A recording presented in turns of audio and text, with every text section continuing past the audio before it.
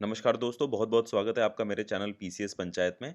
तो आज की पंचायत में हम ये डिस्कस करने वाले हैं कि पीसीएस का 2020 का जो प्रीलिम्स का रिज़ल्ट है वो कब आ सकता है, ठीक है? तो सबसे पहले मैं आपको ये सूचित करना चाहूँगा कि यूपीएससी 2020 ने अपने प्रीलिम्स का रिज़ल्ट कल यानी 23 अक्टूबर को घोषित कर दिया है। ये अभी तक के यूपीएससी के इतिहास का सबसे फ़ास्टेस्ट या सबसे तेज़ी से डिक्लेयर करने किया जाने वाला रिज़ल्ट है। आप सभी को पता है कि 4 अक्टूबर 2020 को यूपीएससी प्रीलिम्स की परीक्षा हुई थी और 23 अक्टूबर को इसका रिजल्ट घोषित कर दिया गया। मतलब लगभग 18-19 दिन में रिजल्ट आना ये अपने आप में एक रिकॉर्ड कायम किया है यूपीएससी ने।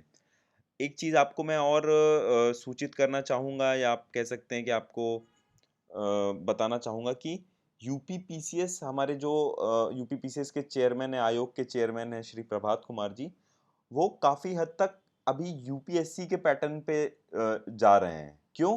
क्योंकि यूपीएससी का पैटर्न बहुत ही स्टैंडर्ड पैटर्न है और वो बहुत ही टाइमली वो अपना प्रोसेस खत्म कर देते हैं। तो यूपी पीसीएस भी उसी के पीछे-पीछे है यूपीएससी के और भगवान ने चाहा जिस तरह प्रभात कुमार जी काम कर रहे हैं, हो सकता है यूपी पीसीएस जो है वो यूपीएससी से भी ऊपर का अपना स्टैंडर्ड सेट कर दे। और एक दूसरी बात और कि अगर जितने भी हमारे हिंदी भाषी राज्य हैं उसमें आप देखेंगे तो इस समय सबसे अच्छा परफॉर्मेंस जो है यूपी पीसीएस का चल रहा है, ठीक है? बट हाँ, कुछ कमियाँ ज़रूर हैं, बहुत लोगों के इसमें शिकायतें थी कि बिल्कुल यूपीएससी का पैटर्न कर देने से काफ़ी नुकसान हुआ है हमारे स्टूडेंट्स को। उसका एनालिसिस भी मैंने एक अपने वीडियो में दिया है जो कि आपको डिस्क्रिप्शन लिंक में मिल जाएगा। तो ख़ैर आज हम ये चर्चा करने वाले हैं कि पीसीएस 2020 का रिज़ल्ट कब तक आ सकता है।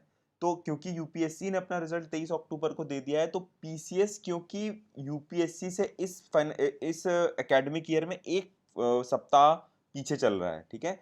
जैसे 4 अक्टूबर 2020 को अभी यूपीएससी का प्रीलिम्स हुआ था, तो 11 अक्टूबर को यूपी पीसीएस मतलब Uttar Pradesh public service commission का प्रीलिम्स का रिजल्ट हुआ है। तो अगर इन्होंने 23 को दे दिया तो इसके हिसाब से 1 वीक अगर पीछे कर दें तो 30 अक्टूबर तक यूपी पीसीएस का रिजल्ट आ जाना चाहिए। लेकिन प्रॉब्लम कहाँ आएगी वो अभी हम आगे देखेंगे प्रॉब्लम कहाँ आ रही है। दूसरा एक और ये जो शेड्यूल है ये मैं आपको जस्ट एक इन्फॉर्मेशन के तौर पे देना चाहूँगा। यूपीएससी की मेंस की परीक्षा 8 जनवरी से शुरू हो रही है, वहीं यूपी पीसीएस की मेंस की परीक्षा 22 जनवरी से शुरू हो रही है। तो ये देखा जा सकता है कि यूपी पीसीएस जो है काफ़ी हद तक यूपीएससी का पैटर्न फॉलो कर रहा है, जो कि मैंने आपको अभी पहले बताया है। तो इस हिसाब से तो 30 अक्टूबर तक आ जाना चाहिए, लेकिन एक हमारे लिए एक खुशखबरी है जिसका कि मैंने एक अपने पुराने वीडियो में जिसका ज़िक्र किया है।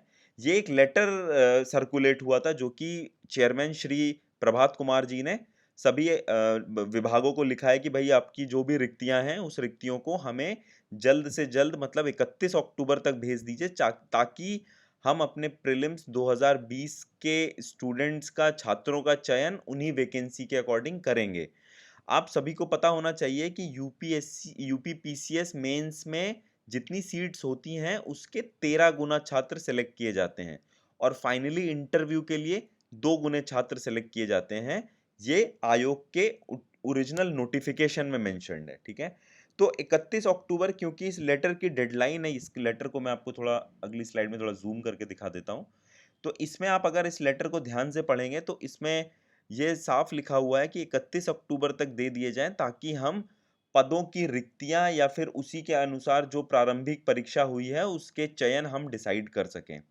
तो ये एक बहुत ही अच्छी खबर है हम लोगों के लिए, मतलब जो भी एस्पिरेंट्स हैं कि भाई पदों की संख्या बढ़ सकती है। ओरिजिनली 200 पद दिखाए गए थे, लेकिन शायद ये बढ़ के 350 या 400 तक हो सकते हैं। ये अभी एक महज़ स्पेक्युलेशन है, महज़ एक अनुमान है। तो इस पे अभी कोई कॉन्क्रीट इन्फॉर्मेशन नहीं है। 31 अक्टूबर के बाद कॉन्क्रीट इन्फॉर्मेशन मिलेगी, तो मैं आपको अपने चैनल के माध्यम से ज़रूर शेयर करूँगा। तो ये मान के चलिए कि अगर 31 अक्टूबर तक सभी विभाग अपनी रिक्तियाँ भेज देते हैं तो मुझे लग रहा है कि 1 हफ्ते के अंदर-अंदर रिज़ल्ट आ जाना चाहिए। मतलब मेरा जो अनुमान है, वो है कि 5 नवंबर तक रिज़ल्ट आ जाना चाहिए। ये मेरा एनालिसिस है, ये मुझे कहीं से कोई इन्फॉर्मेशन, कोई सूत्रों से कोई खबर अभी नहीं मिली है, लेकिन ये मेरा अनुमान है।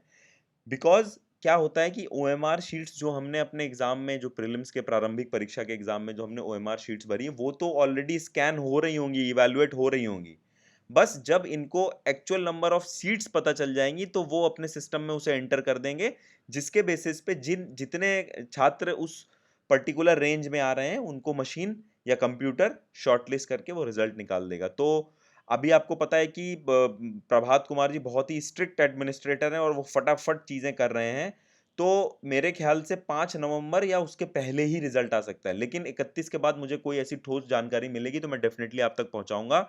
और एक दूसरी चीज मैं आपको और बताना चाहता हूं कि बहुत लोग ऐसा स्पेक्यूलेशन या अनुमान कर रहे हैं कि कट ऑफ जो है 90 के ऊपर जाएगा, 95 के ऊपर जाएगा, लेकिन मेरा जो एनालिसिस कहता है कट ऑफ 85 तक जाने की संभावना है फॉर जनरल कैटेगरी। तो जिनके भी 85 से प्लस माइनस 1 या 2 आ रहे हैं, प्लीज पढ़ते रहें, ठीक है। ज्यादा ज्यादा क्या होगा, आप थोड़ा ज्यादा पढ़ लेंगे, हो सकता है आपका प्रीलिम्स में ना हो, लेकिन आप पढ़ तो लेंगे, वो अगले साल काम आएगा। लेकिन अगर आपने नहीं पढ़ा और फिर रिजल्ट आया तो ऑब्वियसली आप बहुत सारा टाइम लूज कर चुके होंगे और इस समय कंपटीशन बहुत टफ हो चुका है। तो it's better to be safe, आप सेफर साइड पे रहिए, है ना, पढ़ते रहिए और समय नष्ट ना करें।